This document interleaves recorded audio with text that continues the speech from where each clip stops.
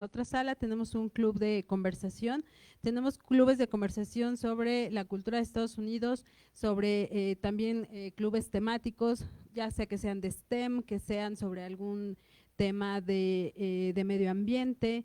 Tenemos algunos talleres para emprendedoras, tenemos también, vamos a recomenzar las actividades para niños. Entonces, ojalá que nos visiten, estamos abiertos de lunes a viernes de las 10 de la mañana a las 7 de la noche. Todo es gratuito, incluso en el cine, las palomitas, el refresco es gratis. Entonces espero que pasen la voz, que nos visiten en otros eventos, por favor. Y bueno, estamos transmitiendo por Facebook, si alguien quiere compartirlo, estamos a partir del Facebook de la Biblioteca Benjamin Franklin. Y pues muchísimas gracias, Yannick, muchas gracias a todos en el panel. Espero verlos por aquí y que pues pasen la voz de este espacio que es gratuito y que pues tiene espacio para todo el mundo. Muchas gracias, Yannick. Muchas gracias, Claudia. Pues sin más preámbulo, cedo la palabra a nuestra moderadora, Maya Gracias. Zapata. Sí, Bienvenida. gracias. Bueno, pues yo vengo en nombre de Poder Prieto, que es una colectividad de muchísima gente, actores, activistas, abogados, abogades, de gente muy querida. Y nuestro objetivo es la representación en primera instancia, pero también poner en la opinión pública temas importantes que tenemos pendientes, a pesar de que somos una sociedad y un país pues racializado, ¿no? Y eso pues no se ve en los espacios de visibilidad allá afuera, y eso manda una señal muy importante de que algo no está bien. Y los espacios de invisibilidad, por ejemplo las cárceles, son pues, el testimonio vivo de que hay mucho que hacer, porque esos espacios sí que están sobre racializados, ¿no? Hoy vamos a hablar de la tercera raíz que recientemente fue reconocida, sí, en la Constitución, a pesar de que México se construyó con estas tres raíces.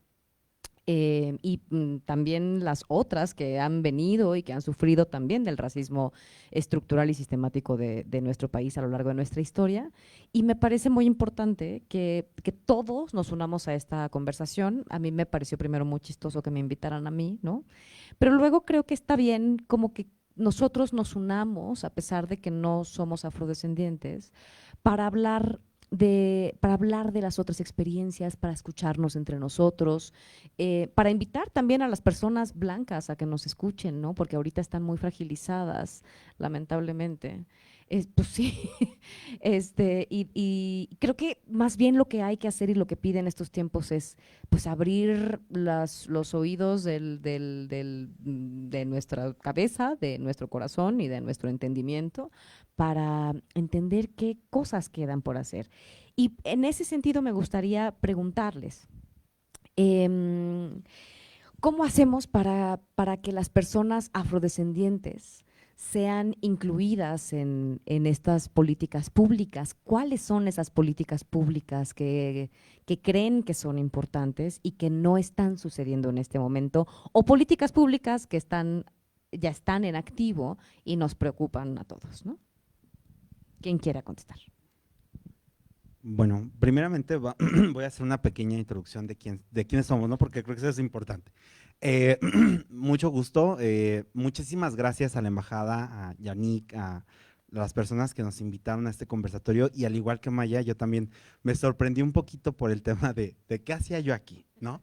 Pero justo hablando con Yannick hace un momento, previo me quiero regresar tantito, yo vengo representando al colectivo de Prietologías, que justamente nació con el detonante de George Floyd en la pandemia y toda esta historia que conocemos un poquito, pero básicamente lo que también nosotros hacemos, somos una colectiva que hace más presencia digital, estamos tratando de salir de lo digital a lo físico, pero básicamente lo que nosotros queremos hacer es llevar la conversación, llevar el mensaje del antirracismo a todas las personas que sufrimos el racismo, pero que no necesariamente tenemos los elementos para entenderlo.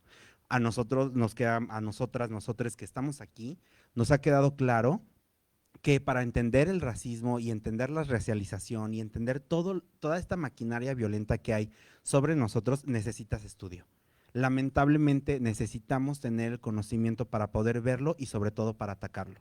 Entonces, en ese sentido, yo le comentaba a Yannick que me había parecido como curioso haber estado aquí, porque evidentemente yo no soy negro, yo no me identifico como una persona negra, no tengo ascendientes negros en mi familia, pero eso no quita ni pone un punto y aparte en nuestra lucha contra el racismo sistemático, ¿no? Entonces yo le comentaba que agradezco mucho estar aquí y tener esta posibilidad de hacer conexiones para poder potencializar nuestro movimiento que es contra el racismo, con independencia de la raza a la que nos queramos como identificar, ¿no?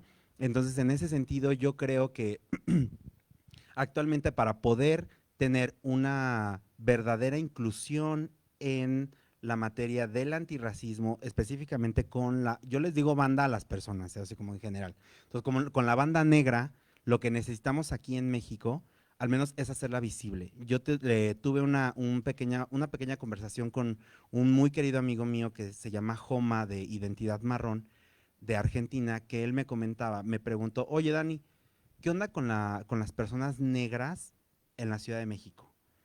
Y le dije, oye, es curioso porque a pesar de que yo ya estoy metido en estos temas, las personas negras que yo he conocido en el activismo son personas que traen un sesgo de clase. Es decir, tienen escuela, tienen educación, se saben autodefinir, y las personas que yo conozco, al menos en mi círculo, era también algo que le decía a Yannick, son personas que no se identifican como negras. Porque muy a pesar de que evidentemente, fenotípicamente son una persona negra, no lo asumen como tal.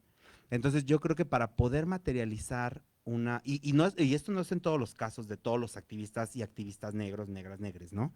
Pero al menos a mí sí me causó un cierto grado de curiosidad, porque al menos yo en mi círculo sí puedo identificar que yo tengo amigos, compañeras, compañeros que son negros y no se definen como tal, aun cuando eso pudiera darte en algún momento algún tipo de privilegio, y privilegio en el sentido de una beca, algún tipo de incentivo, etcétera, pero tenemos tan arraigado el tema de que lo negro es lo que no queremos, que aquí está invisibilizado, tanto que ha llegado al tema de la propia identidad de las personas. Entonces yo creo que nuestro trabajo como Prietologías es sumar eso a todo el proyecto antirracista y justamente partir de ahí, ¿no?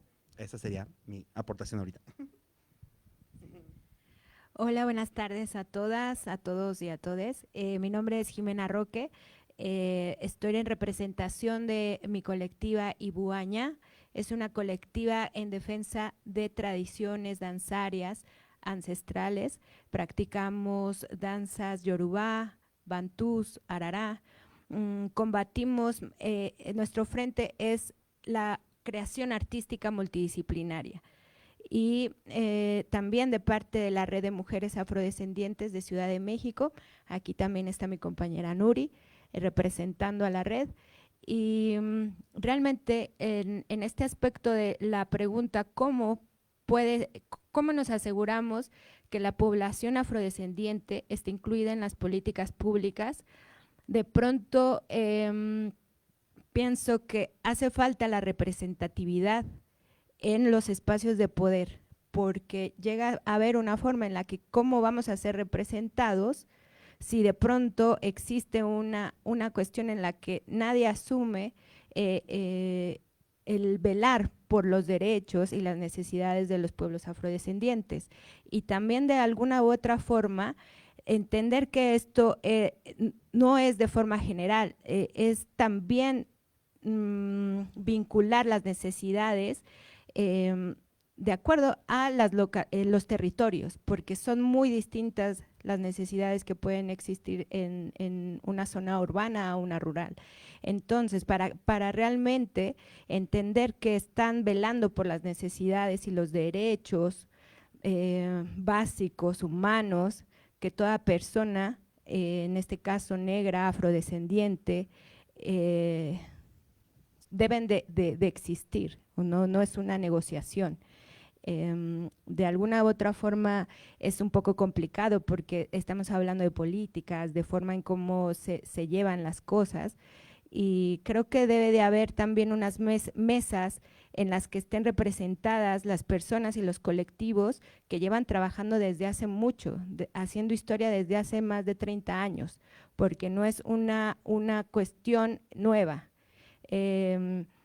Entonces, creo que también se puede hablar desde frentes en las que personas con mucha experiencia pueden aportar. Y de alguna u otra forma, creo que la manifestación social va a, y la unificación de los pueblos afrodescendientes va a hacer que podamos exigir de alguna u otra forma un seguimiento y una realidad que todo se asiente de parte también de las políticas gubernamentales. Hola, buenas tardes a todas, todos, todes. Mi nombre es Nuri Quiroz, vengo en representación de la Red de Mujeres Afrodescendientes Ciudad de México. Nuestra red,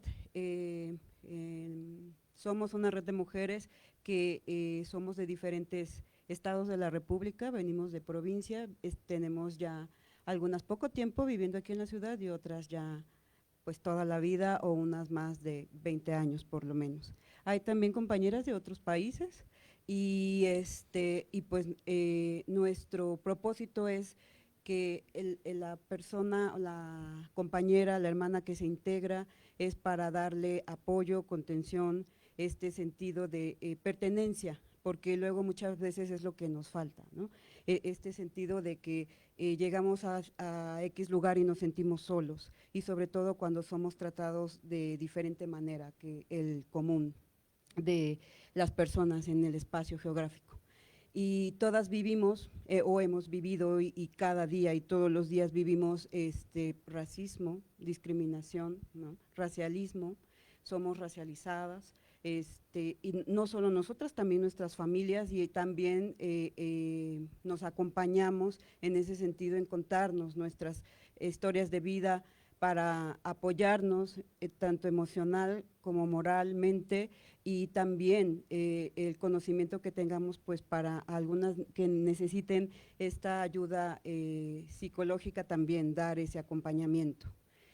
También en la medida de nuestras posibilidades y de la formación de cada una de nosotras, lo que hacemos es aportar dando talleres o alguna otra actividad, asistiendo a eventos también como este y otros más, donde lo que queremos llevar es pues el mensaje de apoyo para todas y todos y decirles que no están solos, que nosotros también somos como ustedes, igual a ustedes, y que vivimos lo mismo que viven ustedes, que no somos diferentes y que en ese sentido la falta de políticas públicas en nuestro país o las pocas que hay no son suficientes, y no son suficientes porque nosotros seguimos viviendo todo esto que hemos platicado aquí todos los compañeros, ¿no? Antes de iniciar este evento y ahorita lo estamos comentando. Y que en ese sentido lo primero que necesitamos todos y todas es desaprender ese conocimiento ancestral histórico que tenemos, donde nos invisibilizan, y aprender de una manera asertiva, adecuada, donde estemos incluidos todos, donde haya inclusión, donde se nos diga que no hay una sola forma de ser, que hay diversidad y que en esa diversidad somos aceptados y queridos todos. Gracias.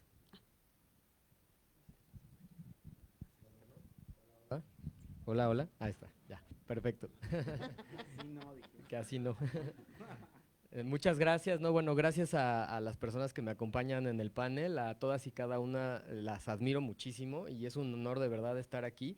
También gracias, Yannick, por la invitación. Yo soy José Antonio Aguilar, me pueden decir Pepe, y soy director de Racismo MX, que es una organización que lucha en contra del racismo en México, y así como Dani, pues el racismo en contra de las personas racializadas, específicamente en el contexto mexicano, que normalmente somos personas de tonos de piel oscuro, que podemos tener un origen afrodescendiente o indígena, ¿no? o ninguno, ¿no? Porque también ahí entra una característica que diferencia mucho el contexto estadounidense del mexicano, y es este concepto que tenemos de el mestizaje, ¿no?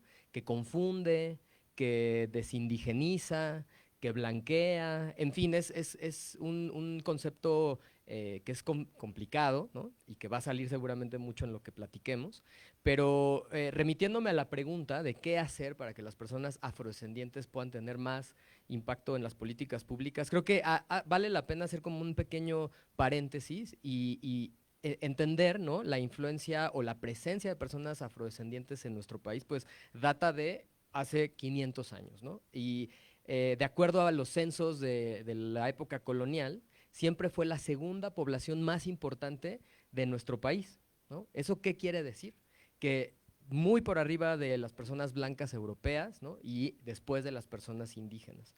Y también hay otro tema, ¿no? Que pensamos que el mestizaje en México es la mezcla de esto que es mundo español o europeo con el mundo indígena, cuando en realidad, de acuerdo a varias autoras, como por ejemplo la doctora Fe Navarrete en su libro Las relaciones interétnicas, lo que ella dice es, si es que hubo un mestizaje o una mezcla, digamos, de poblaciones en México, esta fue de indígenas y personas africanas.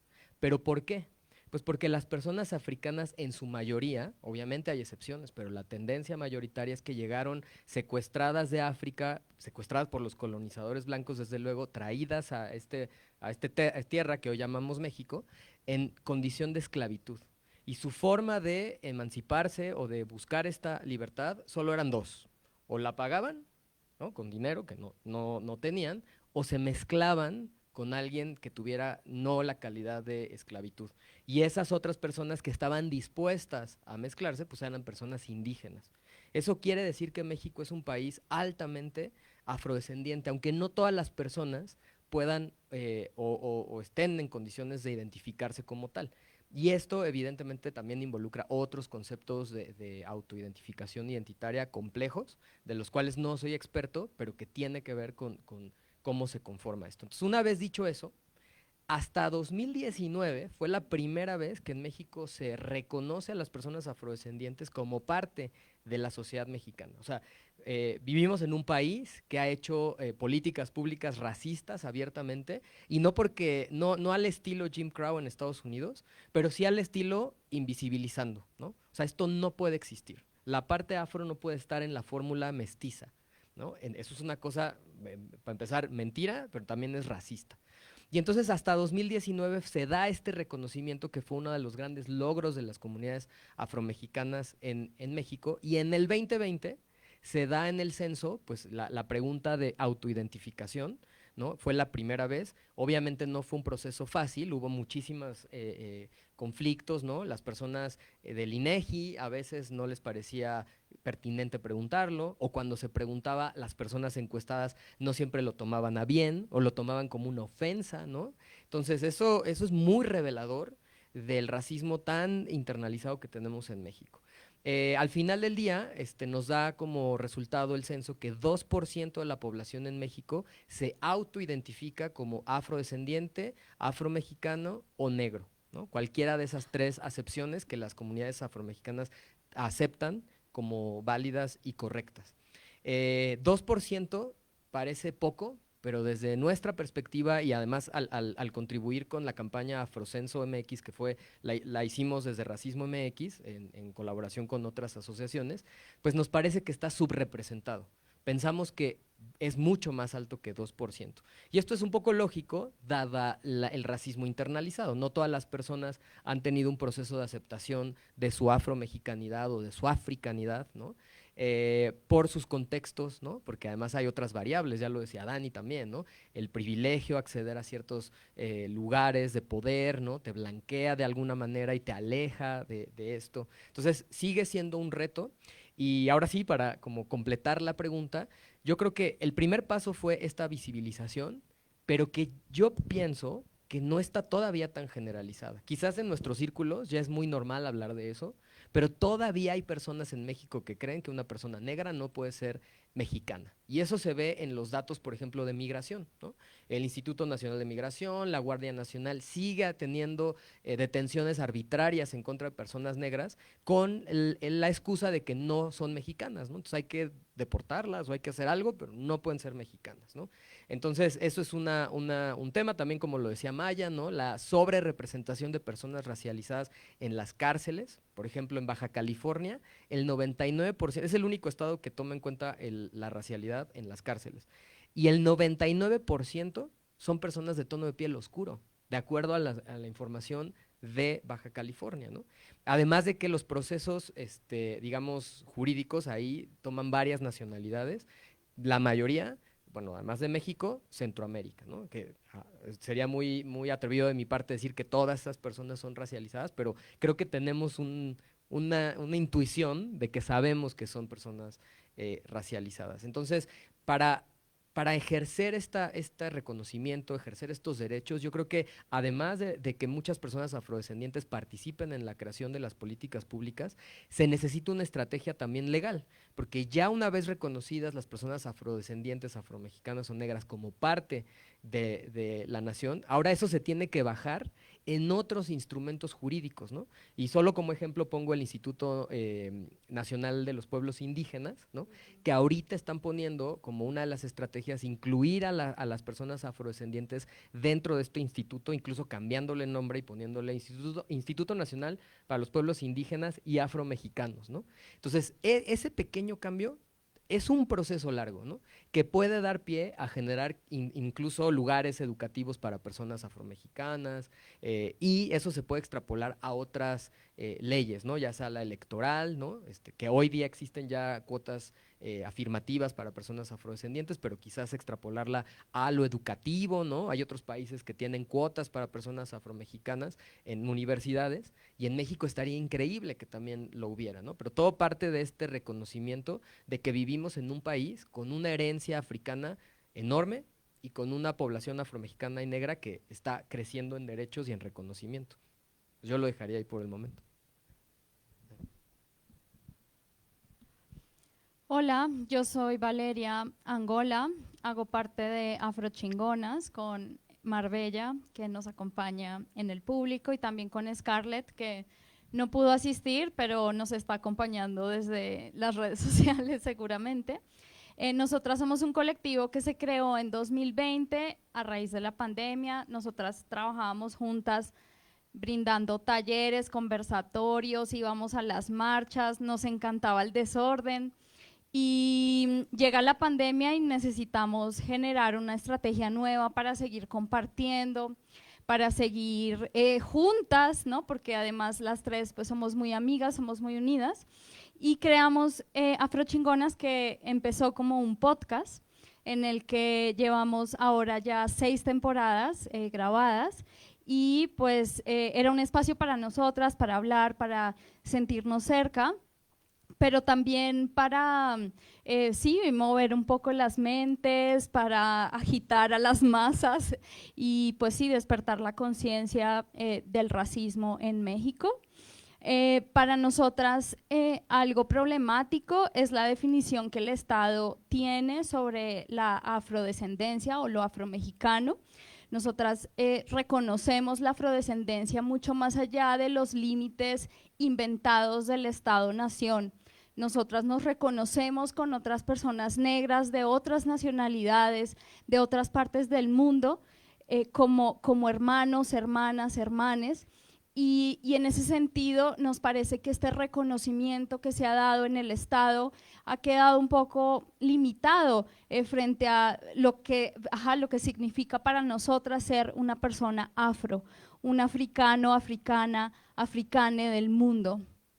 Nosotras reconocemos esta historia, ¿no? En la que nuestras familias ancestrales fueron secuestradas, raptadas del continente africano, y que posteriormente, ¿no? Se puso la frontera, ¿no? Y dijeron: aquí va México, aquí va Guatemala, aquí va Colombia, aquí va Perú, etcétera. Entonces nos parece problemático en ese sentido este reconocimiento, o bueno, esta definición que se ha construido desde el Estado principalmente, en donde la negritud justamente se acota, se agota a los términos de la nacionalidad.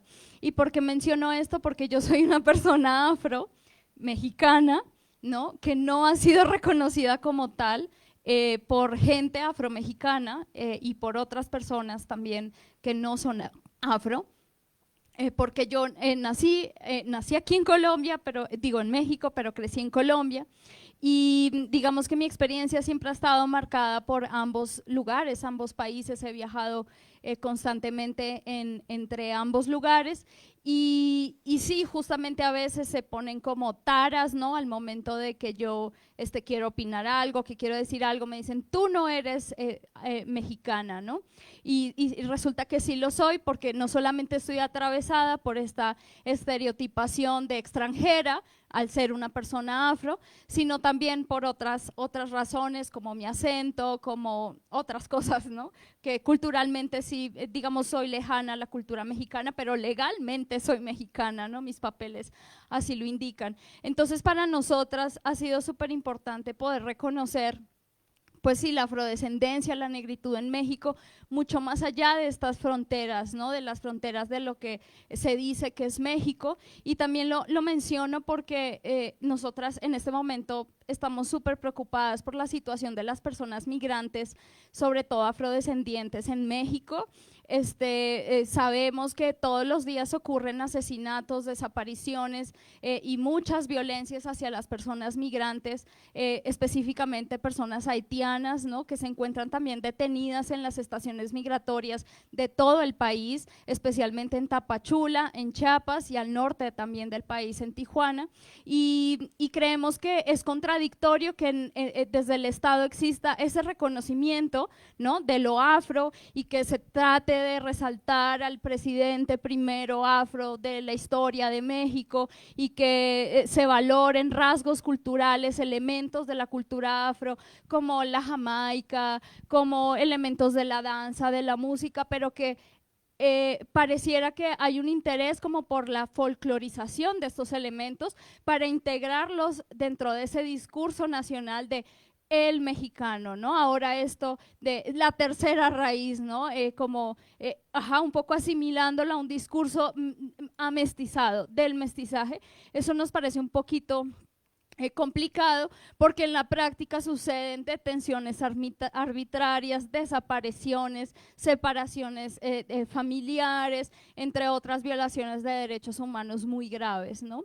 Y esto tiene un origen, Pepe hablaba sobre las leyes Jim Crow en Estados Unidos. Pues en México no tuvimos unas leyes tan así, pero en la época del porfiriato y un poquito después de esos años, los intelectuales de esa época, entre ellos Vasconcelos, pero no fue el único, Justo Sierra, señores de nombres de calles del centro histórico y también de por mi colonia, así como estos historiadores, no sé, ahorita no recuerdo los nombres exactamente, pero eran intelectuales que suscribían a ciertas ideas eugenésicas.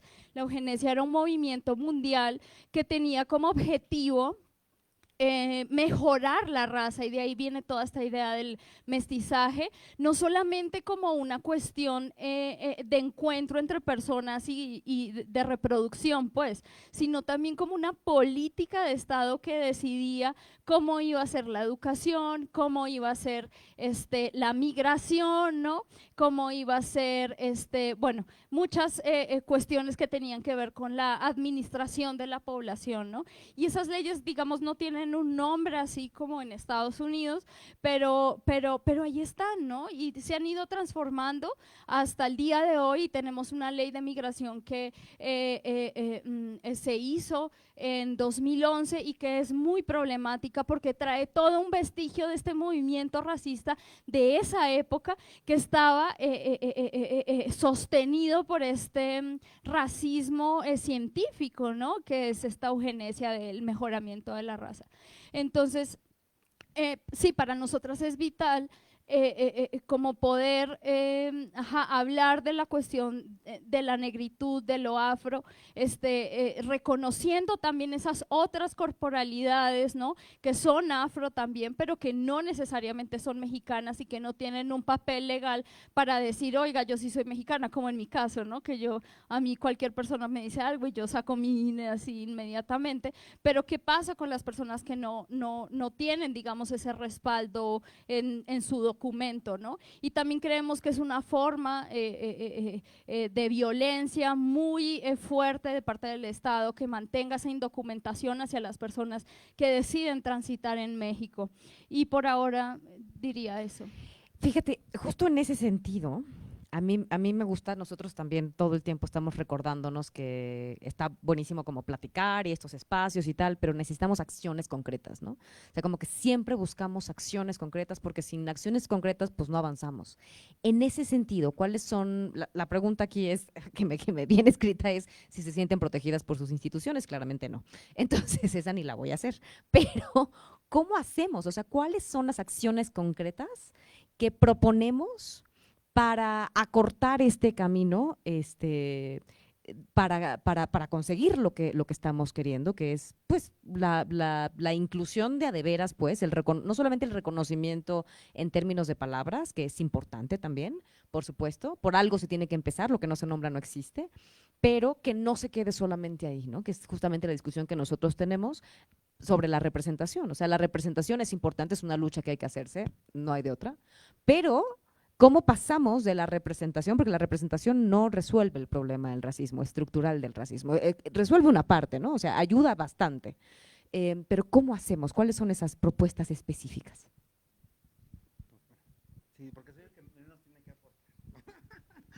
Ok, bueno, yo creo que algo que ha sucedido mucho actualmente es que, miren, a mí me causa mucho revuelo porque sí, evidentemente podemos pensar que todo el tema del antirracismo, porque aquí en estos círculos privilegiados yo siempre se los digo, ¿no? Como, porque ya lo entendemos, o sea, y para nosotros es canon y para nosotros es una guía de vida.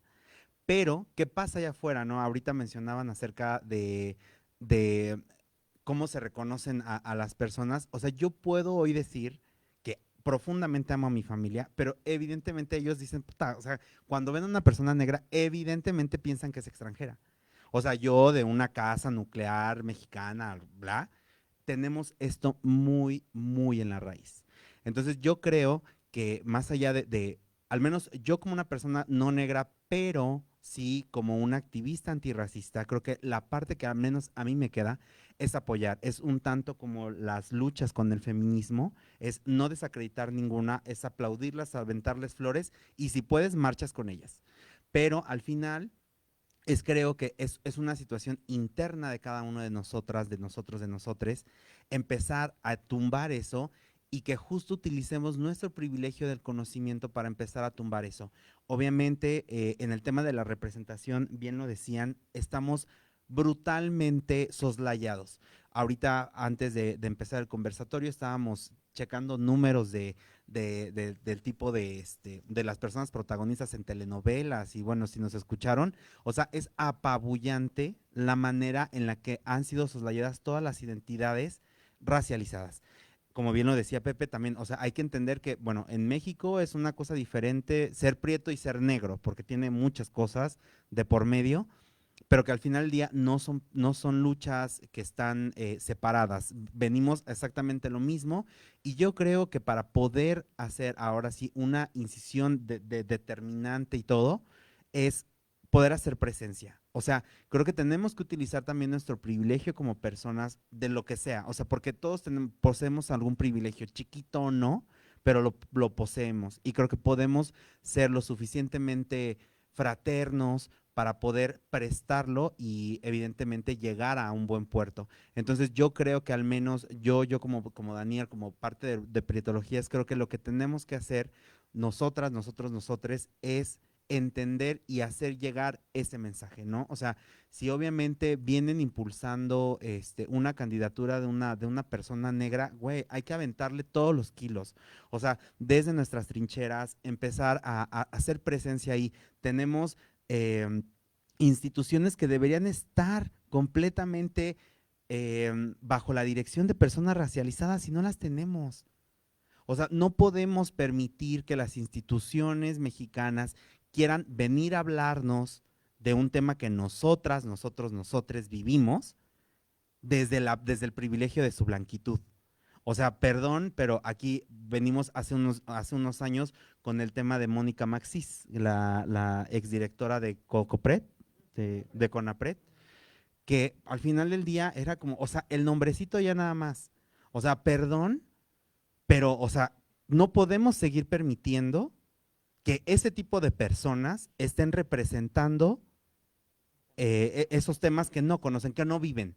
O sea, perdón, pero aquí ya es una situación de vivencia. Más allá de conocimiento, sí, el conocimiento da un sustento, pero también lo tienes que sentir. A mí no me sirve de nada que una persona blanca esté en una institución diciéndome cómo vivo mi vida.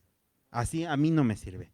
Entonces, exactamente esto va para todos, para prietos, negras, negros, o sea, todas las personas que vivimos racialización, eso tenemos que empezar a luchar, o sea, bajo un solo estandarte, y no se trata de bandera, sino como esas personas no pueden seguir hablando de lo que yo siento, punto.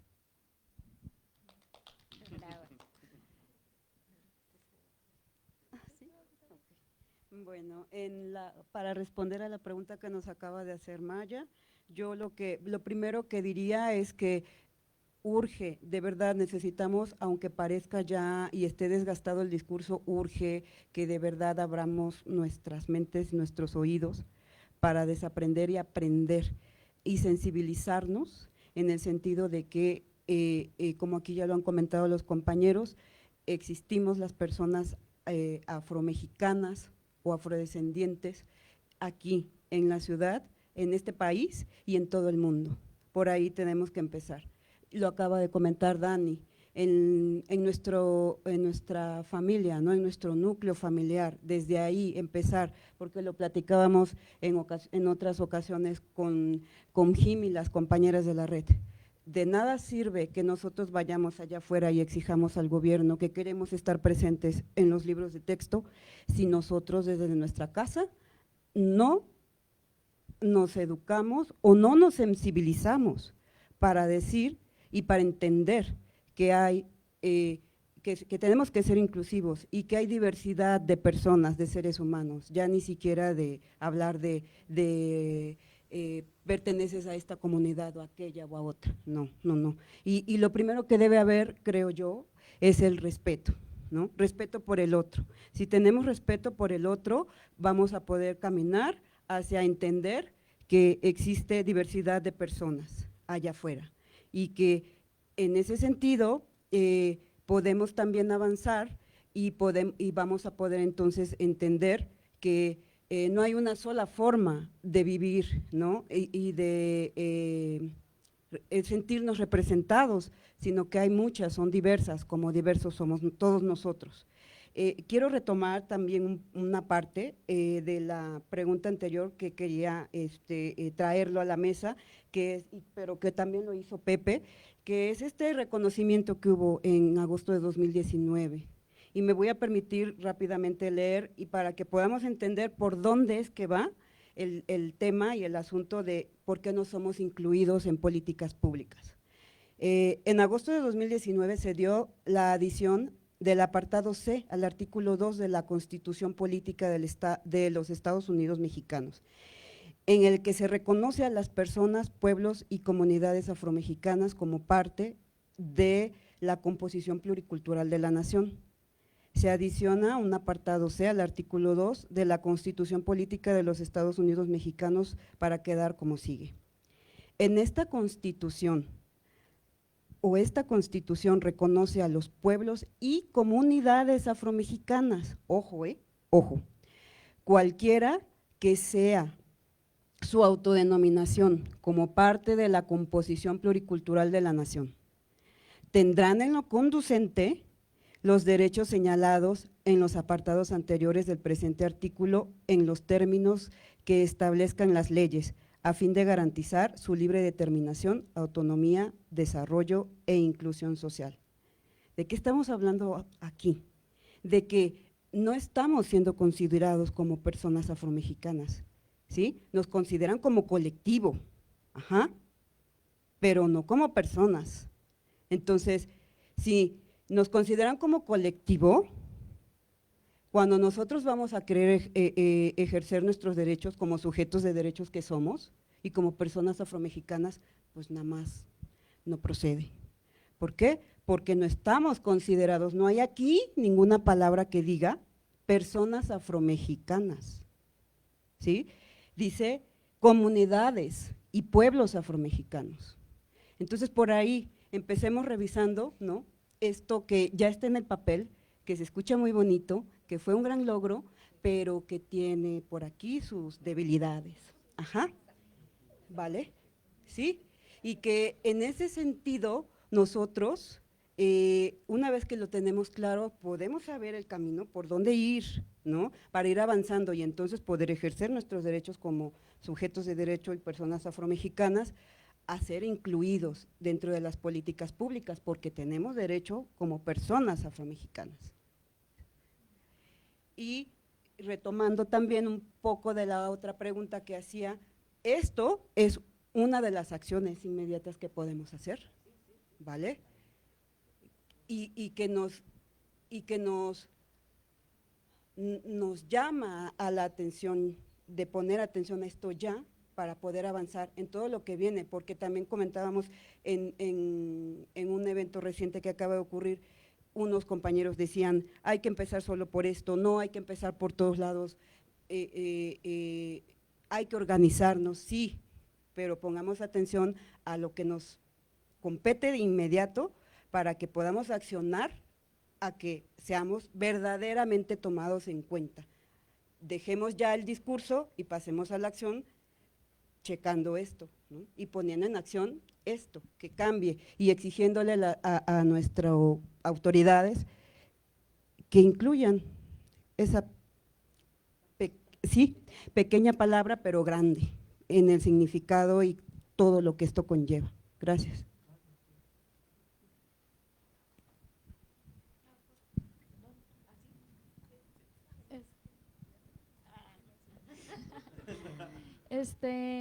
Yo, bueno, quiero ser como súper sincera en este espacio. Nosotras no estamos seguras si lo que queremos son políticas públicas. Creo que nuestra apuesta desde el inicio de nuestra creación ha sido como trabajar más con la gente, ¿no? Como trabajar con nuestras mamás, con nuestras tías, con nuestras amigas, amigos, y de repente hemos estado en espacios que nos parecen monumentales como estos, y a veces sentimos que estas preguntas son gigantescas y que de pronto nosotras no tenemos capacidad para responderlas, pero yo creo que, bueno, yo, y siendo súper sincera y con el respeto de todos aquí presentes, yo no creo que los cambios o las soluciones se hagan en el Estado. Yo nunca van a ver así, Valeria para diputada, vota, ve, ¿no? Una vez hicimos un chiste ahí el 28 de diciembre, así de que yo me iba a lanzar para diputada, y eso es una broma muy chistosa, no va a pasar. Nosotras no creemos en el Estado, porque el Estado es el racismo. Nosotras entendemos el racismo como el Estado. Sin embargo, creemos en colaboraciones concretas con el Estado para conseguir ciertas cosas. Y estoy pensando específicamente en Francia Márquez Mina, vicepresidenta de Colombia, ¿no? Colombia es un lugar muy presente porque ya les conté que crecí ahí. Mis papás son colombianos, mi familia es colombiana. Entonces, Francia, yo me acuerdo que dentro de la campaña, su campaña política, ya le preguntaban, oiga, pero ¿qué sigue después de esto? ¿Qué pasa si usted pierde? ¿Qué va a hacer? ¿A dónde va a ir si esto no funciona, si gana? Y ella dijo algo así como, lo voy a parafrasear horrible, pero dijo algo así como, para mí esto es un medio, no es un fin. ¿No? Lo estoy viendo como una estrategia dentro de un plan para conseguir ciertas cosas, no sé, las carreteras que van hacia esa zona, a la región de donde es ella, que es el Pacífico, están terribles, hay muchísima violencia, los hospitales, las escuelas no tienen presupuestos, o sea, todas esas cosas, pues por supuesto se tienen que hacer con el Estado para exigirle pues su tarea, su trabajo, ¿no? Que supuestamente es salvaguardar el bienestar, ¿no?, de las personas que viven en su territorio, y resulta que hace todo lo contrario, ¿no?, que asesina, persigue, desaparece, encarcela, etcétera, ¿no? Entonces, nosotras, por ejemplo, en este proyecto que tenemos de migración, pensamos en una colaboración muy concreta, colaboraciones entre comillas, ¿no?, en una exigencia al Estado. O sea, nos vinculamos con el Estado siempre y cuando sea para exigirle que cumpla sus tareas, su trabajo, ¿no?, para que deje de desaparecer, violar, etcétera, y todo lo que hace, perdón. Entonces, en este proyecto nos hemos vinculado muy concretamente en exigir tarjetas de visitantes para personas migrantes, haciendo un análisis muy concreto de la ley de migración, estudiando un poquito de historia, ¿no?, leyendo a Vasconcelos, a Justo Sierra y a todos los eugenistas, para entender cómo es que se gestó esta ley que hoy en día conocemos. Este ejercicio que propone Nuri me parece fenomenal, porque las leyes, y esa es un poco la crítica que hacemos y que ahorita discutíamos, siempre tienen unos huecos que yo no sé cómo le llamarán los abogados a eso, o la gente que hace eso, lagunas, que de repente te pueden voltear la ley y entonces tú eres la culpable, ¿no? La ley antirracista que aprisiona 5 años a una persona que pueda cometer algún acto de racismo.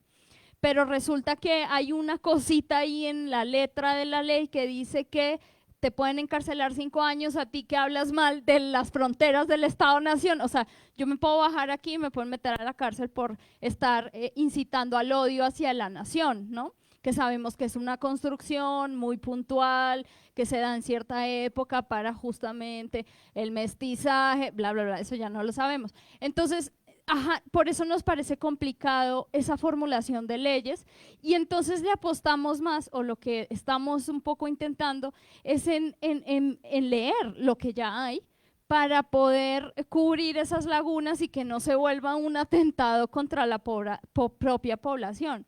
Entonces, nosotras así lo vemos, más que llevar la política pública de, vote por la nueva presidenta. Esas cosas como que no nos agradan tanto, porque también creemos que hay un problema en la representación cuando no hay un proyecto político detrás, porque pues tenemos representantes mujeres, ¿no?, del PAN, wow, Dios me proteja, que son TERFs, que legislan contra los derechos de las personas trans, que son racistas. Entonces, a mí no me convence mucho como ese tema, como de votar por alguien solo por su identidad, ¿sí?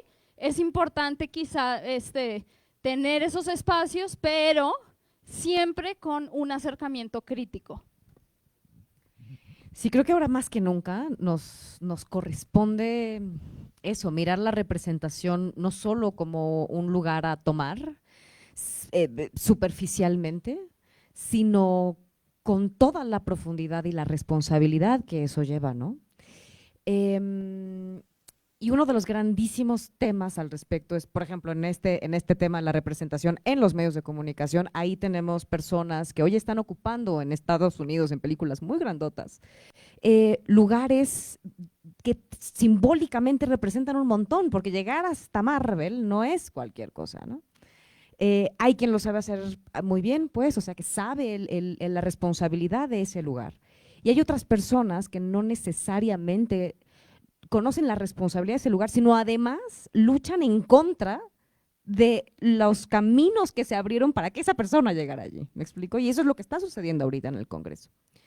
Creo que esto abre un montón de reflexiones que creo que todos nosotros estamos teniendo, no sé. Me gustaría saber si hay alguien que tiene alguna pregunta, algo que quiera compartir en este sentido, alguna cosita.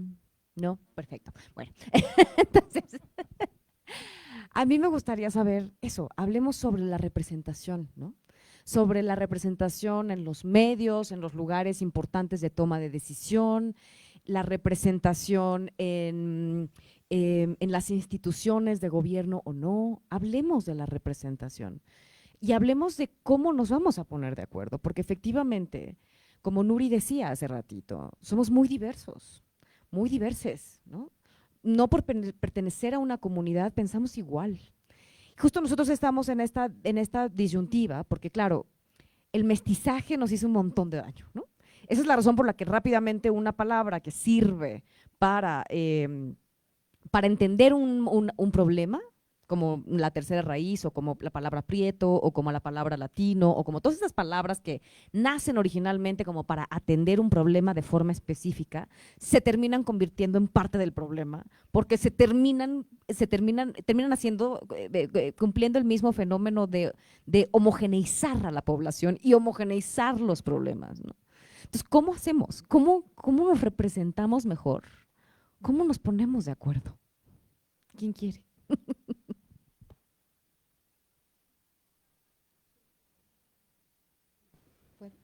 Ok. Bueno, yo creo que en ese sentido también debemos de ser inclusivos, ¿no? En los diferentes medios de comunicación, en todas las redes sociales que existen, inclusivos y nuevamente volvemos a esto que es el respeto, ¿no? Tomando como base esto, podemos llegar a través de los medios de comunicación, hablando del otro, independientemente de si eres afromexicano, afrodescendiente o no, o cualquier otra denominación que tengas o pertenezcas, siendo respetuosos con el otro, hablando con respeto del otro, ¿no? Que eso no sucede normalmente, no se ha normalizado tanto, hay una violencia exacerbada en los medios de comunicación de unos contra otros, ¿y qué hay en medio de eso? O sea, una cosa desagradable, ¿no? No hay el más mínimo respeto. Entonces, creo que de ahí deberíamos de partir. No por el hecho de ser, como comentaban hace un rato, ¿no? Ustedes que son especialistas en este tema, que están en los medios de comunicación y que se vuelve algo como cotidiano de todos los días, ¿no? El enfrentarse a esta parte donde tienen que salir a trabajar, no me gusta decir la palabra luchar, pero otras veces se puede entender así, pero todos los días ese trabajo de estar picando piedra y estar haciéndole ver al otro, sensibilizando al otro, haciendo que reflexione para que eso que hace que no está bien, ¿no? Lo que comentaban hace rato de ciertas empresas, no vamos a decir aquí nombres, para no meternos en problemas, pero que existen problemas de fondo, ¿no? Muy, muy importantes, ¿no? Y que nos llevan a esta reflexión de decir, ¿qué estamos haciendo? ¿No? Tenemos responsabilidad, no importa si tienes un puesto importante o no, o simplemente eres un ser humano, una persona que somos todos nosotros, pero todos tenemos pues sí, esa responsabilidad de saber transmitirle al otro, pero con respeto, creo yo, ¿no? Si todos nos manejáramos de esa manera o camináramos en ese sentido, en los medios de comunicación estaríamos viendo otras cosas, no las barbaridades que vemos hoy en día, ¿no? Que no nos llevan a nada, que lo único que hacen es generarnos más violencia, que en lugar de estar viviendo una cultura de paz, vivimos una cultura de guerra, por todos lados, en todos los temas, y de verdad es importante parar ya, porque si no, o sea, de por sí ya estamos viendo las consecuencias, ¿no? Pero ¿qué más falta por ver? ¿Qué más falta por vivir, ¿no? Hagamos pequeños cambios todos los días, eso es importante para desaprender, aprender, generar cultura de paz, ¿no? Y que esto termine, porque hoy estamos aquí en este momento sentados platicando de este tema que nos importa, por eso estamos aquí presentes, pero si a los 5 segundos estamos ya nosotros también ejerciendo esta violencia, de nada sirve que estemos sentados aquí, ¿no? La idea es que reflexionemos sobre este tema. Gracias. Sí, perdón. Rapidísimo. Nosotras hace poquito participamos en una convocatoria y ganamos, no les voy a contar la suma, pero es una suma muy importante porque nos va a hacer posible realizar un proyecto, y este proyecto está enmarcado en algo que llaman los fondos contranarrativas. Y nosotras nos dimos cuenta que ellos le decían a nuestro trabajo contranarrativas, que es el trabajo que nosotras y nosotrix aquí sentades hacemos, de hablar de nosotros en nuestros propios términos, de apelar la narrativa hegemónica dominante que han construido los poderosos con ayuda de las telenovelas, ya lo platicábamos, con las películas, con la literatura, etcétera. Entonces, ¿cómo combatir? A mí lo que se me ocurre es voltear a ver el trabajo que las colectivas y las organizaciones hacemos, porque nosotras somos expertas en contranarrativas, ¿no? Porque nosotras estamos hablando, insisto, sobre nosotras mismas de la manera en la que nosotras queremos mostrarnos al mundo entero, ¿no? Yo no sé si valga la pena, Maya, perdóname, tirarle la piedra, ¿sabes?, a la gran industria. Yo pienso que de pronto tenemos que apostarle a nuestras propias industrias, ¿no? Porque ellos son los dueños de ese dinero y el dinero es el privilegio. Entonces, hasta que yo no sé si van a estar dispuestos a soltar muchas cosas, ¿no? Entonces, mientras se negocie ahí, nuestra idea siempre ha sido apostarle al trabajo que hacemos en estos colectivos. Bueno, nada más una cosita rápida. Sí, efectivamente, pero yo creo que es un sí y además. En Poder Prieto tenemos esa frase que a nosotros nos da como mucha guía para abrazar esta diversidad de pensamiento. Justamente es entender que eso lo tenemos que hacer. Pero cuando tú ves esa respuesta, esa invitación de parte de la blanquitud en la industria constantemente, es lo que nos están diciendo: tú eres contra y quédate.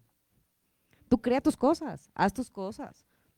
O sea, creen los medios de producción ustedes solitos. Y es como cositas lindas. No, el problema de eso, que qué bueno que sale el tema, porque eso es lo que me gusta, es que nosotros no tenemos solitos el impacto que ellos tienen. Nosotros no tenemos a una audiencia precarizada que tiene normalizada la precarización, que tiene normalizado el abuso y la explotación que viven, ¿no? Tú escuchas a las personas. Hoy escuchaba a un amigo que vive en Los Reyes La Paz, que acaba de perder su casa porque es un desplazado, porque dentro de su propia comunidad, que es una comunidad que tiene una plumita para la seguridad, llegó alguien, una nueva familia, y se metieron en problemas con esa familia, y entonces les llegó la familia michoacana, y entonces, claro, toda la familia tuvo que salir de ahí, son desplazados de esta clase de violencia, ¿no? Entonces, claro, cuando está contando su historia, él se responsabiliza de lo que le está pasando, ¿no? O sea, algo hice en otra vida que esto me está pasando a mí y lo estoy pagando con esta experiencia. Y eso me hizo acordar de mi madre cuando decía lo mismo cuando estaba yo chiquita. Algo debo estar pagando, o sea, seguramente fui una hija de la chingada, perdónenme por el francés, en mi otra vida, que algo estoy pagando aquí. Y yo, por más que le repetía, no es tu culpa, es la desigualdad, son las estructuras del poder, él me veía como, sí, bueno, ajá, pero O sea, no hay manera cuando tú ya aprendiste y construiste una vida y una realidad a partir de eso, ¿no? A partir de creer que tú eres el responsable de las cosas buenas y malas que te pasan y no a partir de toda la información que recibimos constantemente, todos los días, por todos lados, gracias a los medios hegemónicos, de que tú eres el responsable de tus propios problemas porque no trabajas lo suficiente, porque no le echas ganas lo suficiente. Entonces, claro, por otro lado, sí necesitamos seguir creando nuestras propias narrativas y efectivamente hablar de nosotros en primera persona, bajo nuestros propios términos, sin lugar a dudas es fundamental. Pero esos lugares, o sea, el espacio que nos deja el sistema para poder hacerlo es súper chiquitito. Y ese es el problema. ¿Cómo rompemos esa barrera que también nos deja este espacio que resulta al final de cuentas súper chiquito y que no termina de impactar en las estructuras de poder que son enormes? ¿Cómo hacemos para luchar contra ese Goliat, ¿no? Bueno, aquí la reflexión. Bueno, igual yo quiero ser muy breve también aquí porque justo, o sea, ligándolo justo con el espíritu de este conversatorio, cuando yo inicié este proyecto con Lenny, besote ahora donde estés, y siempre pensamos eso, ¿no? A nosotros nos parecía como muy necesario hacer un intercambio y un análisis de qué es lo que hicieron las otras entidades racializadas en otros países, ¿no? Me queda muy claro que la industria actualmente de las personas negras en Estados Unidos ha tenido un auge increíble. O sea, no podemos negar que la banda negra en Estados Unidos ha creado su propia riqueza. Ese tipo de estructuras es lo que tenemos que aprovechar y hacer el intercambio de cómo lo hicieron, porque efectivamente, como aquí bien lo señalan, el punto de oportunidad que tenemos las personas racializadas en este país es mínimo. O sea, es mínimo. O sea, por ser prieto, por ser un Pérez, o sea, güey, ya no escalaste, punto. Entonces vamos a hacer una industria de prietos Pérez. O sea, es que ese es el tema. Ese es el intercambio que deberíamos estar haciendo como comunidades racializadas, empezar a echarnos la mano, empezar a decir, güey, o sea, a lo mejor no te quiere la disquera súper blanca, pero güey, o sea, te podemos echar la manita de esta manera. O sea, creo que podemos ahí hacer un tipo de réplica de todas esas estructuras de industria, porque al final del día también, jóvenes, aquí el tema también es el dinero. O sea, quien ostenta dinero, ostenta poder. Y nosotros también queremos poder para cambiar las cosas, no de una perversa manera como ya se hizo durante siglos, pero sí queremos también poder y dinero. Entonces, en la medida en la que nosotros no nos organicemos para poder hacer esto posible, no vamos a llegar a ningún lado. Entonces, un poquito en contra de lo que comentaba Valeria, yo, por ejemplo, yo sí soy de la idea, yo sí quiero una diputación. O sea, yo sí quiero en algún momento, o sea, llegar al punto de que, vato, o sea, yo sí me quiero aventar y a mí me gustaría construir ese ánimo del que yo les platico ahorita. Güey, o sea, si hay un prieto, joto, súper loco, marihuano, que está ahí y que va a luchar por una diputación, cabrón, vamos a unirnos todos y vamos a darle el voto, porque también de ahí se puede. Y no se trata, como bien dicen, o sea, como de llegar y que sea el fin último, ¿por qué no? O sea, a mí, también se lo decía Yannick, a mí me queda clarísimo que a lo mejor en el mundo del antirracismo y del activismo, esto a mí no me va a dejar. A mí me va a dejar mi carrera, que yo soy abogado en materia laboral y pues yo puedo seguirle por ahí sin problema. Pero tampoco se trata de eso. Entonces yo creo que aquí el tema es poder hacer el intercambio de las buenas prácticas que han hecho las colectivas o las personas racializadas para poder ejecutar una buena manera de hacer las cosas. Entonces, yo solamente digo, y entiendo también el discurso antipatriota, anti todo esto, pero eso resulta también de que hay que voltear a ver que eso genera una materialidad. O sea, una materialidad en la que estamos hoy parados y que evidentemente ser mexicano es una cosa, ser católico es una cosa, es una cosa, pero que hay que entender esas estructuras para poder desmontarlas y transformarlas. Entonces, a mí me queda clarísimo que lo que podemos hacer y lo que tendremos que hacer las entidades racializadas es intercambiar nuestras experiencias y tomar, como la de Estados Unidos, de la banda negra racializada, cómo le hicieron para hacer su industria una industria poderosa. Y a mí me encantaría que en algunos 5 o 10 años hubiera empresas mexicanas fundadas, dirigidas por gente prieta, por gente racializada, que tenga negros, que vaya, que no solamente tengan esa visión. Entonces, esa también es parte de la misión de Prietologías con la que nos allanamos y con la que nos sentimos agradecidos por participar el día de hoy aquí. Y es esa parte, ¿no? Hay que tomar las buenas prácticas de otros países y de otras personas racializadas para hacer las cosas bien.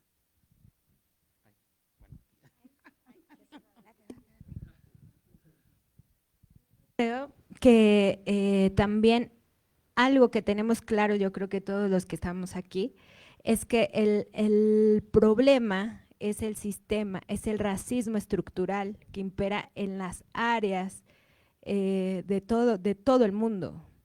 Y de pronto esto llega a ser un problema enorme, ¿no? De pronto es lo que no sabemos ni cómo poder realmente hacer un cambio. Y coincido con lo que también se ha estado hablando sobre que debemos empezar de una forma interna, fortalecer nuestras organizaciones civiles, fortalecer nuestras colectivas y siempre con una mira antirracista, anticolonial, con una perspectiva de género. De pronto, solamente de esa forma vamos a poder combatirlo.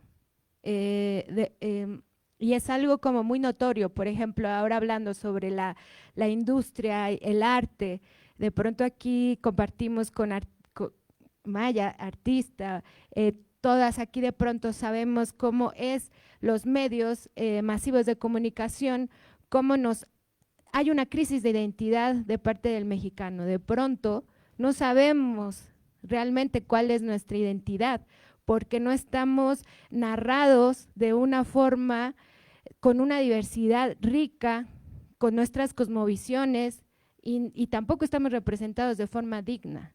Entonces llega un momento en el que de ahí la crisis, no sabemos de dónde pertenecemos ni cómo. Entonces yo creo que de esta forma podemos desde nuestros espacios en los que tenemos oportunidad del quehacer, poder ofrecer espacios seguros, poder ofrecer una representatividad digna y también acercarnos también a nuestras cosmovisiones originarias y de alguna forma, de esa forma podemos combatir también un poco los discursos de odio. Y bueno, por aquí un poco mi participación. Puedo decir, bueno, estoy fascinado con la plática porque es como lo que estábamos allá abajo platicando, pero está bien. Y yo creo que, le decía a Valeria, que todas aquí tenemos un punto, ¿no?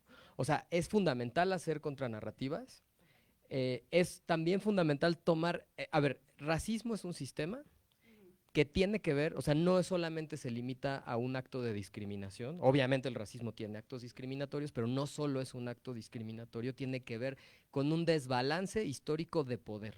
O sea, el elemento de poder es básico para entender el racismo, ¿no? O sea, hay personas que tienen más poder que otras, históricamente justificado en ¿qué? En tema de raza, ¿no? Que las razas no existen, pero está esta idea de la raza. Entonces, cuando hablamos de un desbalance de poder y vamos a intentar o proponer soluciones para resolver o erradicar el racismo, pues necesariamente estamos hablando de cómo vamos a hacer para lidiar con ese poder o ese desbalance de poder, ¿no? Una idea, ¿no? Que obviamente es lo que también en Racismo MX hacemos, es hacer contranarrativas, ¿no? Darle la vuelta, proponer nuevas formas de contar las cosas o cuestionar ciertas cosas. Pero también Maya tiene razón.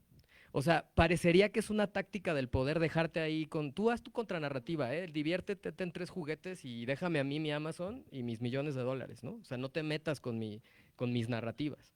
Y entonces lo que tenemos que ponernos de acuerdo como colectivos antirracistas es cómo vamos a tratar eso, ¿no? Porque sí es cierto, si bien es cierto que el Estado es el principal replicador del racismo, ¿no? Y podría atreverme a decir que cualquier Estado, ¿no? También es cierto lo que dice Dani.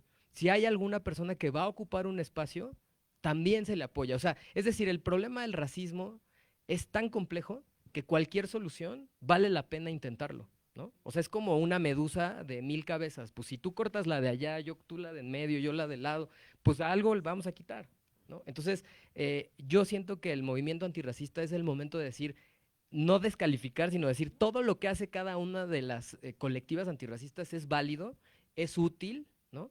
Y además nos tenemos que unir, ¿no? Y quiero también hacer la acotación, porque en México, digamos que esta política identitaria es un poco diferente, ¿no? O sea, tenemos el peso del mestizaje, ¿no? La población afromexicana, afrodescendiente o negra está en un proceso de identitario, ¿no?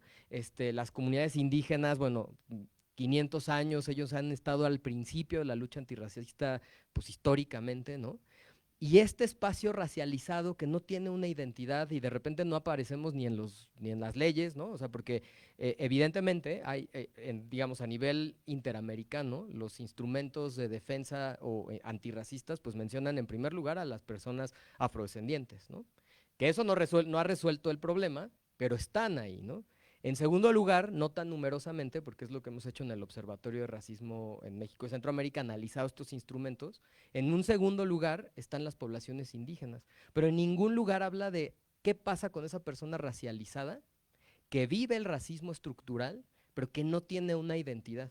Entonces yo terminaría diciendo, como colectivos antirracistas, independientemente de si tu identidad es afro, indígena o prieto, lo que queramos entender con eso, pues necesitamos unirnos, ¿no? Porque o nos unimos y luchamos juntas, o nos matan por separado. Sí, porque además es verdad que el poder se depende de que estemos peleados. O sea, ellos están muy cómodos con nosotros peleados, separados, cada quien luchando por sus cosas, en sus rincones, y ellos sí lo saben hacer muy bien juntos. Llevan muchos años haciéndolo muy bien juntos alrededor del mundo, ¿no? O sea, cuando te fijas en la cantidad de dinero que gastan para cabildear las empresas, para que las políticas públicas los favorezcan, dices, bueno. Entonces creo que sí, todas las luchas son fundamentales, porque efectivamente este es un monstruo de 1000 cabezas, como ya lo dijeron, pero creo que cada vez queda mucho más claro. Y pues hay que irle cortando cabezas a ese monstruo, y cada granito, cada cosa, no tenemos que hacer cosas grandilocuentes, ¿no? Cada uno desde nuestras trincheras sí va haciendo cosas en la medida de lo posible. Pero creo que estos espacios son fundamentales para incomodarnos entre nosotros, porque le tenemos que perder miedo a la incomodidad. Tenemos que, sobre todo además, porque eso nos da la oportunidad de ganar seguridad, que es algo que el sistema nos negó, con respecto a nuestra voz y a lo que tenemos que decir y a nuestra manera de pensar, aunque esa manera de pensar no se parezca a la del otro que se parece a mí, ¿no? Pero también disentir, en el disentimiento hay una oportunidad de crecimiento. Entonces, pues qué padre que podamos haber tenido este momentito, la verdad, ¿eh? Oigan, alguien, antes de irnos, me gustaría saber si alguien de aquí ahora sí tiene una pregunta y se va a animar a cooperar con esta discusión. Se vale disentir. Sí, se vale disentir, estos son espacios seguros.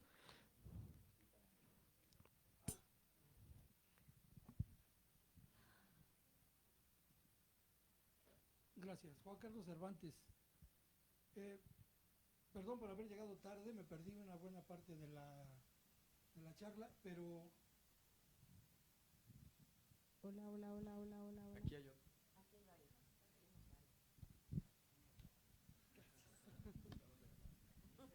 Hola.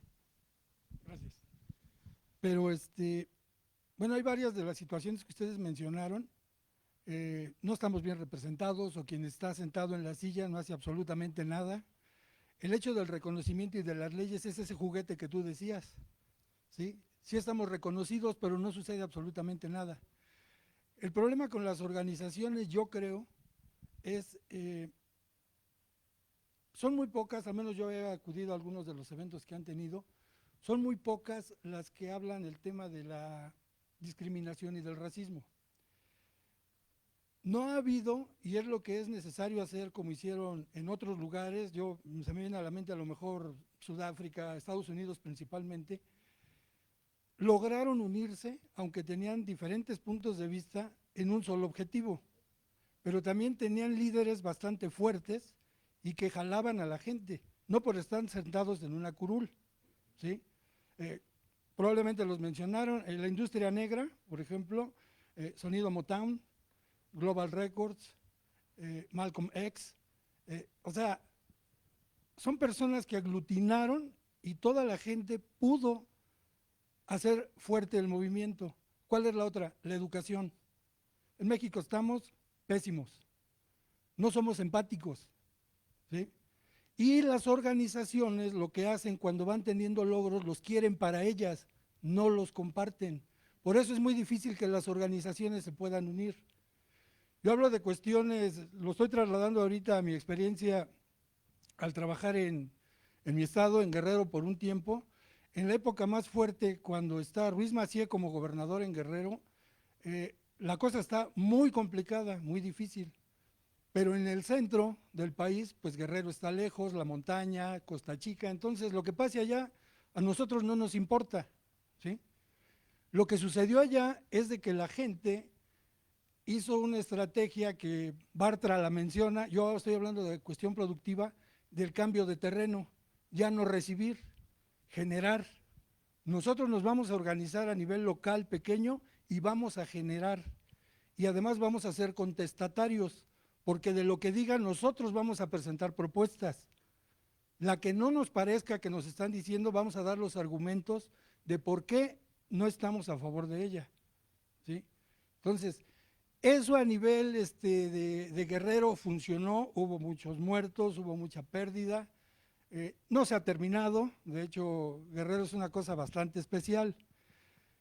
Guerrero y Oaxaca, los municipios que están considerados como afro, son de los que tienen alta y muy alta marginación desde el 1960, que es el último dato que revisé, hasta esta fecha. Y son los mismos municipios. Tuvimos un gobernador afromexicano que fue René Juárez, como si no estuviera. Lo que estamos diciendo de la representación, no importa que seas del lugar, ¿sí? Te absorbe otro tipo de cosas y te conviertes en cliente de quien está en la silla de Palacio o de Los Pinos en su tiempo. Ese es el problema. Mientras las organizaciones, primera, no difundan todo lo que hacen, más, todavía un poco más masivamente, no vamos a poder hacer la conciencia que necesitamos. Yo lo veo aquí. ¿Cuántos estamos? ¿Y de qué colores? No me lo tomen a mal.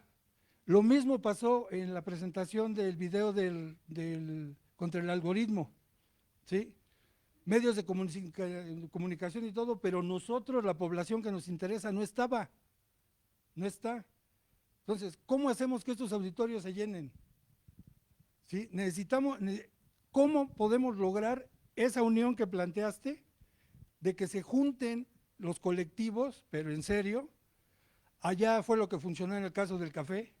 Cada localidad se aglutinó en torno a una figura con un seguimiento muy puntual. Hablabas de apoyos, de dinero, de intercambio. Sí, el dinero. El problema es que a la mexicana siempre eso da al traste con las cosas, ¿sí? Entonces, te pueden dar apoyos. ¿Y quién los va a manejar? Empieza el problema al interior otra vez. Entonces, ese sería mi punto, ¿no? Principalmente. ¿Y cuál sería el objetivo? Igual como lo mencioné yo ese día, necesitamos aceptar, fortalecer y difundir nuestra identidad de lo que somos. Tengo un texto que te voy a enviar en relación a lo que mencioné de las actas de nacimiento, pero yo creo que ahí es el punto. O sea, desde la casa debemos estar conscientes de qué somos y decirle a nuestros hijos, a nuestros amigos, qué somos, de dónde venimos y por qué lo defendemos.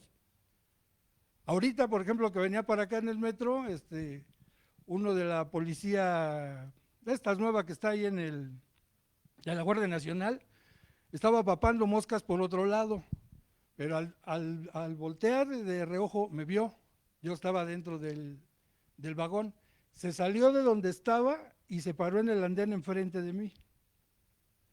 Claro que obviamente le sostuve la mirada también, porque bueno, después de Guerrero, retenes, a dónde vas, de dónde vienes, dónde trabajas, etcétera, etcétera, y el tipo ya no sabía qué hacer. Nunca se me acercó, obviamente, ¿no? Total, se cerró la puerta y se quedó ahí, pero eso fue lo que hizo. O sea, fue muy, muy directa la situación que me sucedió ahorita, y me sucede muy seguido. Entonces yo creo que sería eso, reforzar la identidad de lo que somos, y que ojalá los colectivos se puedan poner de acuerdo para llamarnos, para que la gran población que podríamos estar con ustedes estemos enterados Yo creo que esos serían dos de los puntos que podrían darle fuerza a esto que ustedes están haciendo. Gracias. Muchas gracias. Ahí solamente a mí me gustaría como aportar esta parte. Yo creo que el tema de los liderazgos es una situación muy delicada también. Hemos sido parte también de esta deconstrucción que tenemos justo de los liderazgos, ¿no? Hemos entendido que, y todo se traduce en una sola frase que todos hemos escuchado aquí: el que no tranza no avanza. Es una pena que no podamos tener la capacidad de tener buenos líderes. Y también se entiende porque es una deconstrucción de la educación, es también un sistema para mantenernos de esta forma, etcétera, ¿no? Pero yo creo que también, esa es lo que les decía, ¿no? Hay que brindar este pequeño privilegio que tenemos como el conocimiento para poder identificar a buenos líderes, porque también eso es lo que nos hace falta. Efectivamente, también la disipación del mensaje ha sido muy pobre y precarizada, porque así también nos quieren. O sea, no tenía, y yo sé que esto va a caer gordo ahorita que lo diga, pero tenía muchísima razón cuando Andrés Manuel decía: benditas redes sociales. Evidente, está comprobadísimo que el hecho de que las redes sociales fueran en ese momento histórico, situado en el contexto de la votación de Andrés Manuel, efectivamente había información que estaba corriendo por esos lados y que ayudó muchísimo a que sí hubiera una mayor información y disipación del mensaje que traía. Entonces, a lo que yo voy con todo esto es que efectivamente hay que encontrar los mecanismos como colectivas para poder llevar el mensaje. Creo que también algo que ha sucedido mucho y que por cierto, bueno, los que conocen el proyecto de Prietología saben que nosotros usamos una careta. Hoy no la traigo porque la embajada no me dejó, o sea, no me permitió poner una foto, pero por eso me están viendo acá. Pero a lo que vamos era que nosotros lo hicimos también con el ánimo de no hacer protagonismo. Creo que también esa es una de las grandes tristezas que tenemos como colectivas. Hemos hecho rockstars de los movimientos y eso tampoco está chido. Evidentemente sí hay personas que conllevan el carácter de liderazgo y todo esto y que pueden hacer la movilidad, por supuesto, pero también tenemos que aprender a identificar a esas personas y darles el poder que ocupan. Entonces yo creo que en esa parte que nosotros somos conscientes de tener ese pequeño privilegio del conocimiento, hay que utilizarlo de manera correcta. Le agradezco nuevamente y pues bueno, esa es mi participación. Muchas gracias. Pues no estoy de acuerdo. Yo creo, es que de veras, nosotros escuchamos lo que dice el poder, estamos muy cerquita del poder, muy cerquita. Y el poder está muy cómodo con que no haya rockstars de este lado, pero comodísimo. Entonces, claro, nosotros nos decimos estas cosas y te juro que los entiendo. O sea, me he devanado los sesos diciendo, no, sí, a ver, hazte un lado, Maya, no hables de noche, cállate la boca, ahora que te manejen las redes sociales otras personas. Claro, ver, también por salud mental, porque se pone muy rudo. Pero no hay de otra. No hay de otra más que tomar el liderazgo. No hay de otra desde mi perspectiva y podemos seguir debatiendo esto eternamente, pero yo ya no voy a seguir debatiendo, yo lo voy a hacer. Que me odien, que me tilden de lo que quieran, me tienen sin cuidado. Hay que tomar el liderazgo, hay que tomar los micrófonos, hay que abrir espacios para otras personas. Es un sí y además constante. No hay un sí, pero mejor lo hacemos de esta manera. O no, ¿sabes qué mejor? No. La tuya está bien, la tuya está bien, la tuya está bien, la mía está bien, la de todos está bien. Lo que se necesitan son más espacios, son más voces, más gente que grite que estas cosas no están bien. Están muy cómodos siendo lo que son, están muy cómodos con efectivamente esta comodidad que les da nuestro silencio y con la comodidad de nuestra lucha en chiquito. Esta lucha necesita crecer, efectivamente la gente necesita saber, necesita tener información con la que haga conexiones, porque la banda allá afuera tiene la información y tiene los medios para desinformar, lo estamos viendo cada día más. Y gracias a eso entonces nosotros, las personas que luchamos a favor de que se respeten los derechos humanos, quedamos como los malos. Y el sistema logra el objetivo, que es gaslightear lo que tanto trabajo nos ha costado hacer. Porque claro, ahorita estamos juntos, pero estoy segura que cada uno de nosotros desde nuestras trincheras ha venido trabajando desde hace muchísimo tiempo. Pero juntos es la única manera que lo vamos a hacer y tenemos que gritar bien fuerte. No nos vamos a cansar, lo tenemos que hacer fuerte, porque Yo no sé ustedes, pero a mí no me gusta ser activista. O sea, yo no pedí este lugar. Pero no hay de otra para luchar en contra de las cosas que deberíamos ya estar cansados y que creo que muchos de nosotros estamos cansados. Porque además, si tenemos este privilegio, lo tenemos gracias a que nuestros padres y nuestros abuelos vivieron un montón de chingaderas. Y entonces, claro, si uno ya está aquí y tiene este privilegio, más nos vale ponerlo a actuar.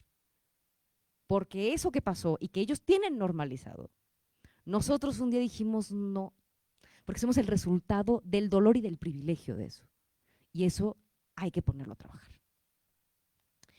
¿Alguien quiere decir otra cosita? Sí, yo solamente decía, hay que cuidarnos, o sea, o sea, escoger, obviamente se necesitan líderes, obvio, obvio, sí. No, pero, o sea, yo a lo que me refería era más como de, hay que tener cuidado de poder escogerlos de una manera adecuada, o sea, es lo único.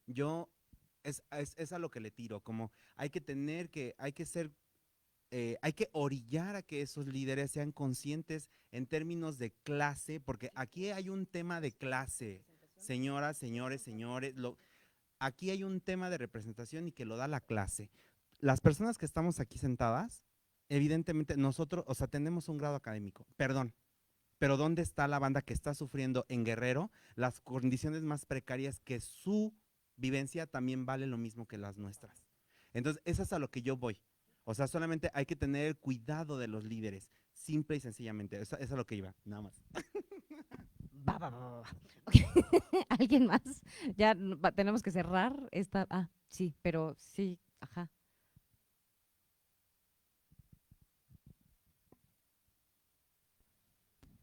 Ya, no solamente algo rapidísimo, primero agradecerles porque la verdad es que estuvo increíble. Yo creo que podríamos estar aquí horas y horas y horas, todas las personas que nos gusta el tema. Nada más como complementar un poco y también no quitar el pie del sí hay que hacer algo, ¿no? O sea, sí es importante. Quizá a lo mejor nosotros los vemos a ustedes aquí arriba, pero no creo yo que entendemos nosotras y nosotros que no es un tema sí es un tema de privilegio y no, pero quizá el llamado de nosotros a ustedes es sí hay que hacer algo, hay que seguir y hay que seguir desde todos los bandos, ¿no? Desde el bando de en contra del Estado, porque claramente es el Estado quien nos ha posicionado dentro de estas posturas de desigualdad, pero también de la mano del Estado, ¿no? O sea, con este monstruo de 1000 cabezas que decían ustedes, me parece que también es importante incomodarles, ¿no? Que justo creo que es lo que hace mucho Poder Prieto, incomodar, porque si tú incomodas, estás despertando algo, ¿no? Y por eso hay tanto coraje, porque les incomodas, les da coraje saber que tiene razón en el fondo, ¿no? Entonces, desde ambos lados, pero el punto es, y aparte creo que hay, por lo menos las personas que estamos aquí, aunque seamos 5, estamos interesadas en hacer algo, ¿no? Entonces, aprovechar como estos pequeños círculos que se van generando, que además que van a ir haciendo una multitud, ¿no? O sea, de 5 en 5 en 5 vamos a hacer multitud. Y sí hay personas que a lo mejor si nosotros estamos aquí desde el privilegio, por supuesto, porque además muchos de ustedes decían, ¿no? Muchos de ustedes decían, sí, la racialización, y son conceptos que tienen que ver con un privilegio, ¿no? Que tienen que ver con un privilegio que yo entendí porque tengo el privilegio de acceder a ciertas cosas, ¿no? Pero bueno, esa es la otra cuestión, bajar todo ese conocimiento a todas y a todos para que podamos seguir sumando, ¿no? Entonces, básicamente solamente eso, la tarea de seguir sumando. Gracias. En base a lo que, siguiendo esta línea de lo que comenta, ¿cómo te llamas? Lupita, la Red de Mujeres Afrodescendientes también en ese sentido tiene una propuesta, ¿no? Que es que sigue, ¿no? Para la comunidad afro, para todos en general, como comunidad afromexicana, que sigue pues hacer estamos proponiendo la Red de Mujeres Afrodescendientes Ciudad de México hacer una campaña nacional para sensibilizarnos todas y todos, aunque estemos aquí y tengamos ese conocimiento y lo estemos aquí explicando, reproduciendo, también nosotros entramos en ese proceso de desaprender y volver a aprender, ¿no? Entonces, esa es nuestra propuesta, hacer esta campaña de sensibilización nacional, donde podamos todos y todas aprender de nuevo de la manera adecuada, que Sí, lo que comentábamos hace rato y venimos comentando a lo largo de este conversatorio, hay diversidad, no somos uno solo, ni estamos encasillados en uno solo, sino que somos diversos.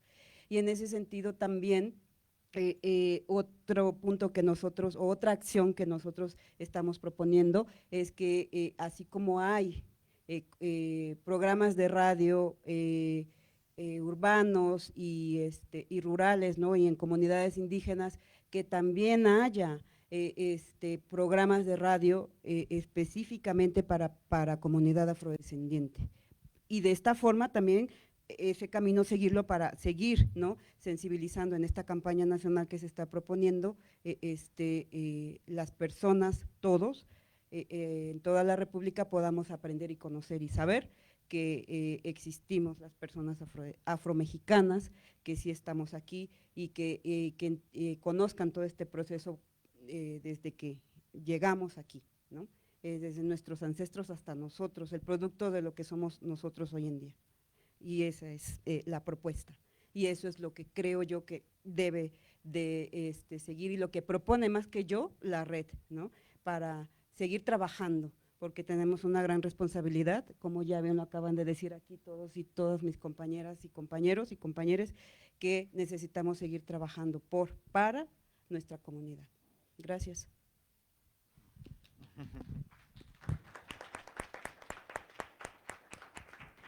Pues nada, muchas gracias y continuemos la conversación porque allí abajito, horizontalmente. Gracias.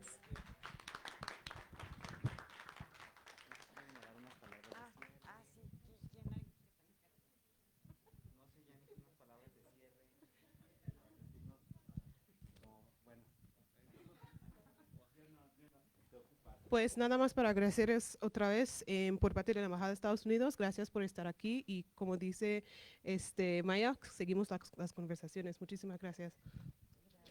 Gracias.